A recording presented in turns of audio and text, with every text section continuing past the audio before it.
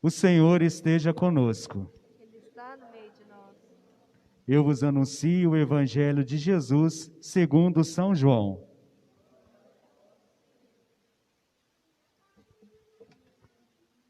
Naquele tempo, Pilatos chamou Jesus e perguntou-lhe: Tu és o rei dos judeus? Jesus respondeu: Está dizendo isto por ti mesmo? Ou os outros te disseram isto de mim? Pilatos falou: Por acaso sou judeu? O teu povo e os sumos sacerdotes te entregaram a mim. Que fizestes? Jesus respondeu: O meu reino não é deste mundo. Se o meu reino fosse deste mundo, os meus guardas lutariam para que eu não fosse entregue aos judeus. Mas o meu reino não é daqui. Pilatos disse a Jesus: Então tu és rei. Eu nasci e vim ao mundo para isso, para dar testemunho da verdade. Todo aquele que é da verdade, escuta a minha voz. Palavra da salvação. Glória a vós, Senhor.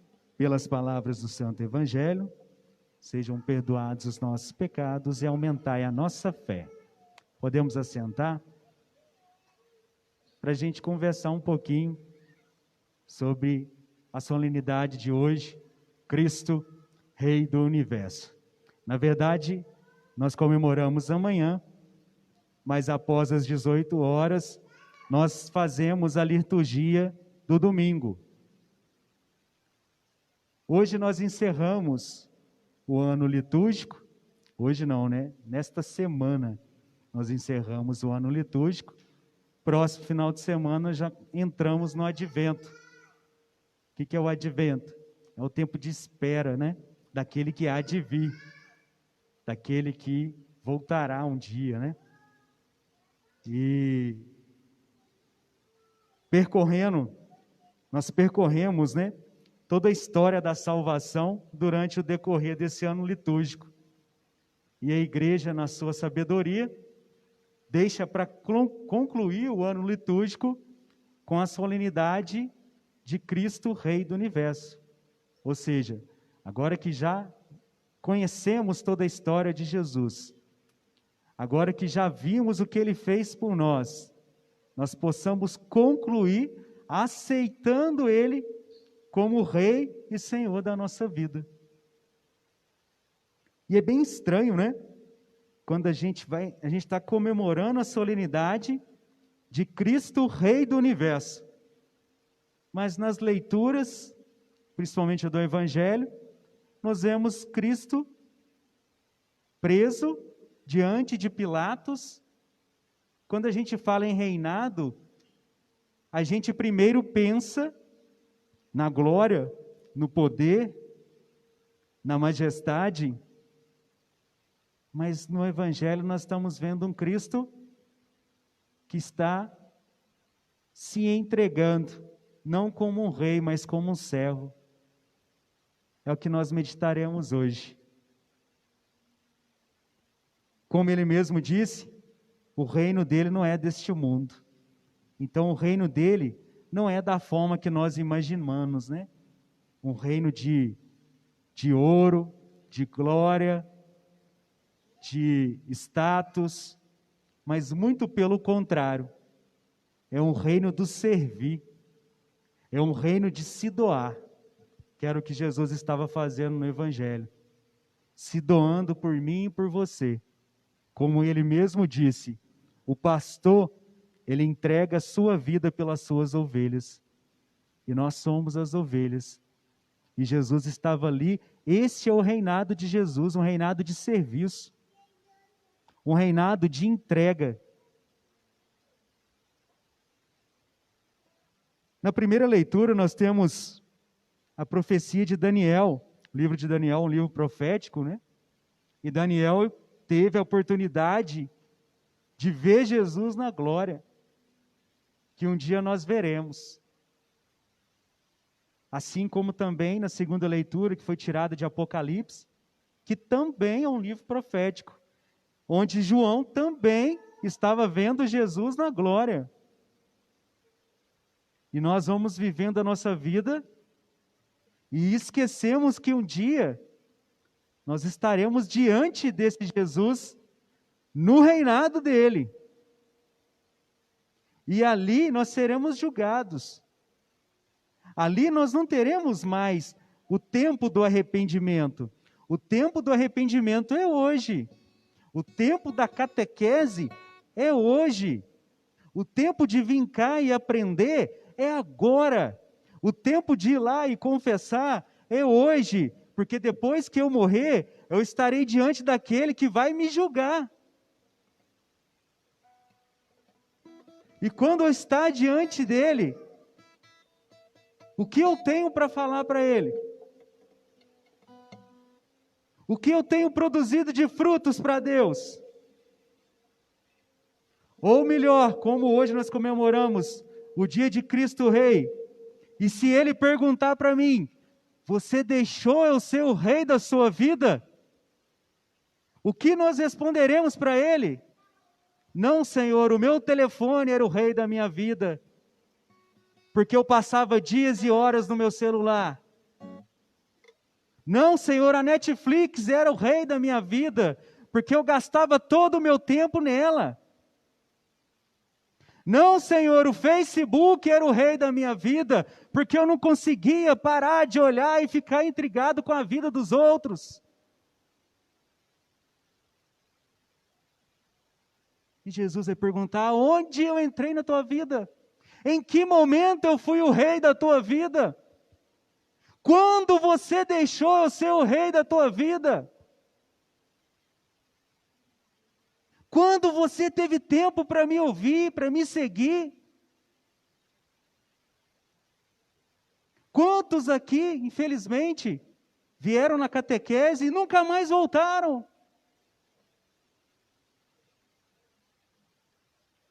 Faça a catequese valer a pena, e a catequese não é só aqui na igreja, não.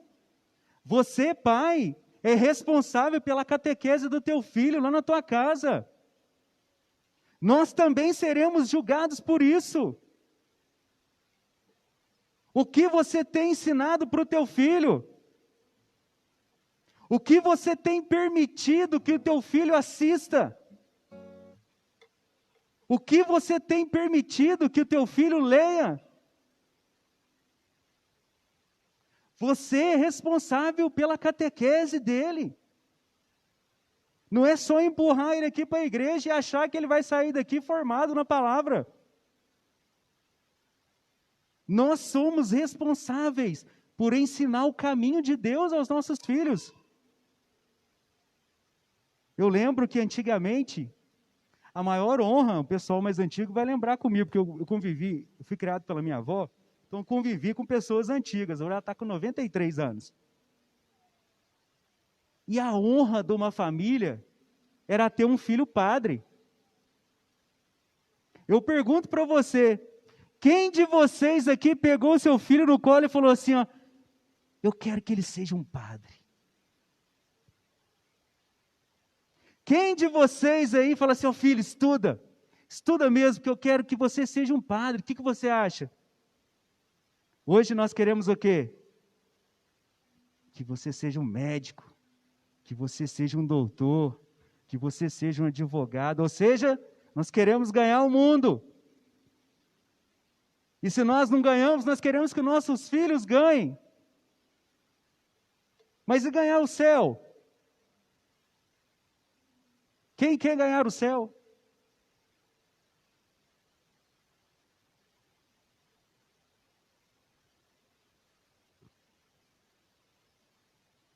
Reinar significa governar, administrar. E eu te pergunto, quem está reinando a tua vida? Quem está reinando a vida da tua família? Quem está governando a tua vida?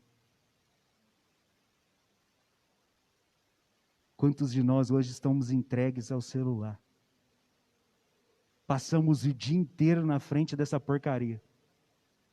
E não olhamos mais nos olhos do nosso filho. Não sentamos numa mesa e conversamos como antigamente, cada um agora no seu canto. Cada um faz a refeição a hora que quer. Nunca, gente, nunca teve um índice tão grande de suicídio. O Alex, que é da área de saúde, vai poder me corrigir se eu estiver falando abobrinha, mas nós comparecemos em vários velórios dos nossos amigos, né? Quantos suicídios, gente, está tendo? Sabe por quê? Pessoas se sentindo sozinhas. Pessoas que não tiveram com quem desabafar, com quem conversar. Ou se falaram, a outra pessoa não deu ouvidos.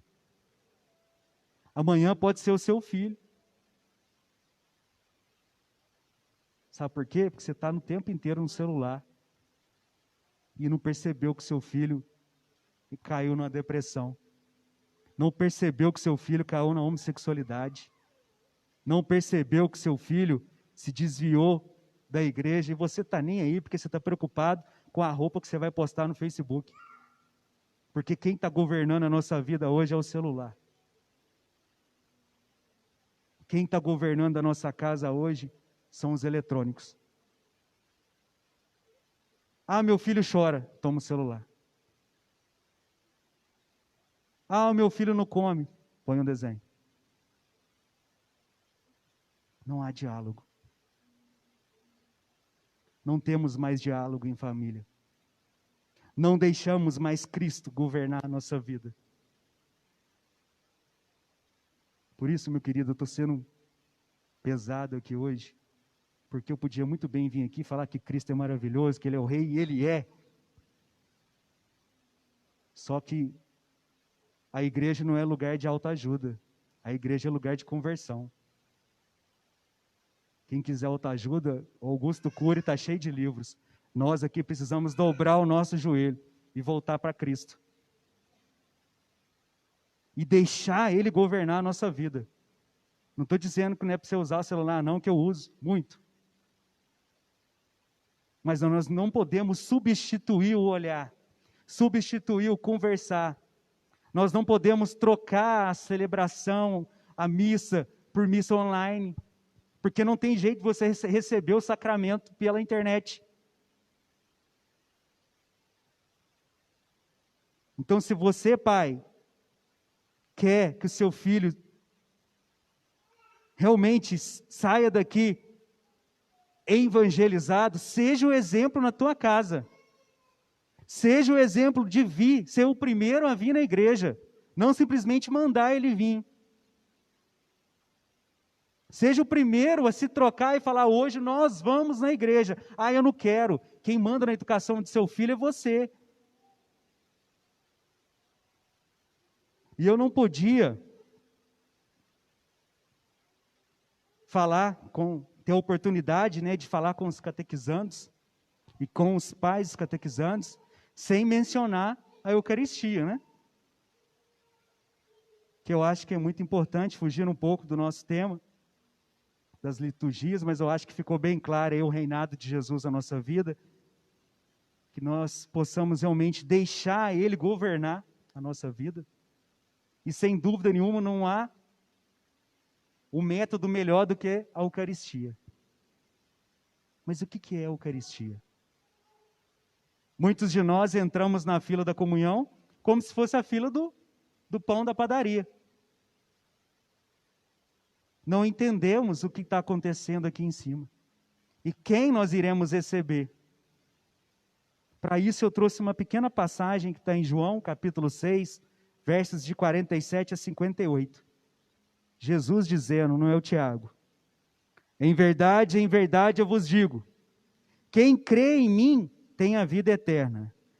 Eu sou o pão da vida. Vossos pais no deserto comeram maná e morreram. Este é o pão que desceu do céu, para que não morra todo aquele que dele comer. Eu sou o pão vivo que desceu do céu. Quem comer deste pão, viverá eternamente. E o pão que eu hei de dar é a minha carne para a salvação do mundo. A essas palavras, os judeus começaram a discutir: como pode esse homem dar-nos de comer a sua carne? Então Jesus disse: em verdade, eu vos digo, se não comerdes a carne do Filho do Homem, e não beberdes o seu sangue, não tereis a vida em vós mesmos. Quem come a minha carne e bebe o meu sangue, tem a vida eterna, e eu ressuscitarei no último dia. Pois a minha carne é verdadeiramente uma comida, e o meu sangue verdadeiramente uma bebida. Quem come a minha carne e bebe o meu sangue, permanece em mim e eu nele. Assim como o Pai me enviou, eu vivo pelo Pai. Assim também aquele que comer da minha carne, viverá por mim. Este é o pão que desceu do céu. Ou seja, Jesus é claro nas palavras dele: esta é a minha carne. Quem não comer, não tem parte comigo. E nós temos a carne e o sangue na Igreja Católica. Você, catequizando, está fazendo a catequese para receber, não é um pedacinho de pão, não. É a carne e o sangue de Jesus Cristo. Quando você entrar na fila da comunhão, você não está entrando na fila de pão da padaria, não, meu querido. Você está entrando na fila para receber Jesus Cristo dentro de você. Por isso que eu vou concluir com a passagem de São Paulo, que vai dizer assim, lá em 1 Coríntios 11, 23. Eu recebi do Senhor, aí eu vou pular essa parte, que é os ritos da Eucaristia. Assim, todas as vezes que comeis deste pão e bebeis deste cálice, lembrais a morte do Senhor, até que ele venha. Portanto, todo aquele que comer o pão ou beber o cálice do Senhor indignamente será culpado do corpo e do sangue do Senhor. Que cada um se examine a si mesmo, e assim coma desse pão e beba desse cálice. Aquele que come e bebe sem distinguir o corpo do Senhor, ou seja, aquele que entra e não sabe que está comendo o corpo do Senhor, come e bebe a sua própria condenação. Olha como é sério. E nós cheios de pecado. Quantos de nós aqui nem sabe a última vez que confessou e entra na fila da comunhão? A comunhão é muito séria, gente. Você não está recebendo um pedacinho de pão, não. Você está recebendo o corpo e o sangue de Jesus. É por isso que você está mandando seu filho aqui para a igreja, para ele aprender isso. Que ele não vai receber pedacinho de pão. Ele vai receber o corpo e o sangue. E aquele que entrar na fila da comunhão e receber sem se confessar, está recebendo a sua própria condenação. Olha a importância da comunhão. Então que nós possamos meditar sobre isso e começar a dar valor à Sagrada Eucaristia e a começar a colocar Jesus como Cristo Senhor da nossa vida. Amém?